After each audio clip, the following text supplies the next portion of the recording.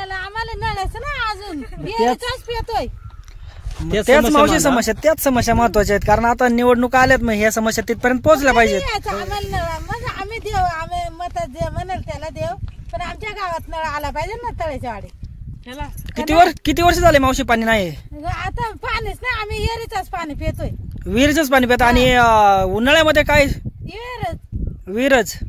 विहीर सोडून दुसरं पाणी नाही मावशी? पाणीच नाही. कोणी आतापर्यंत लक्ष दिलं नाही का मावशी या पाणी प्रश्नाकडे? काय आले निवडणूक चाले निवडणूक म्हणतात ना, आला आमदार आला कामदार, द्या आम्हाला मत, दिला मत का गेलं, पाठमारा झालं का परत येतेच नाही. आता एवढे उमेदवार आहेत तर तुमची समस्या कोण सोडेल, कोण वाटतं तुम्हाला? आता कसं काय सांगणार आम्ही, कोण सोडवणार नेमके, हा कसं काय सांगणार? म्हणजे आमदार वगैरे येत असतीलच ना इकडे कधीतरी, असं येतात आमदार. मग बाबा हे आता मावशी म्हणतात ते कोणीच सोडवलेलं नाहीत, पण जे 5 उमेदवार आहेत याच्यापैकी कोणतरी असं तुम्हाला वाटत असेल की ते समस्या सोडवतील म्हणून? लांडे भाऊ सोडवतील आमची समस्या. कारण संकटकाळी तेच धावून येतात, बाकी कोणी येते नाही. ते बाकी फक्त खुर्चीवर बसून तिथूनच बोलतात. प्रत्यक्ष घटनास्थळी येते नाही, हे अहोरात्रीला घटनास्थळी येतात.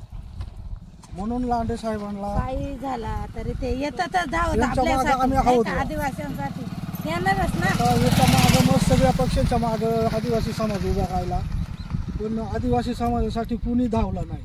तर लांडे साहेब हे धावून येतात अहोरात्री, दुःख संकटामध्ये ते हजर असतात. का नाही येत? आज 4-10 रुपये बायांची मजुरी थकावली तो बिचारा धावून येतो आणि त्या समस्या सोडतो. हे अकाला आपल्याला पाहिजे का नाही? का नाही?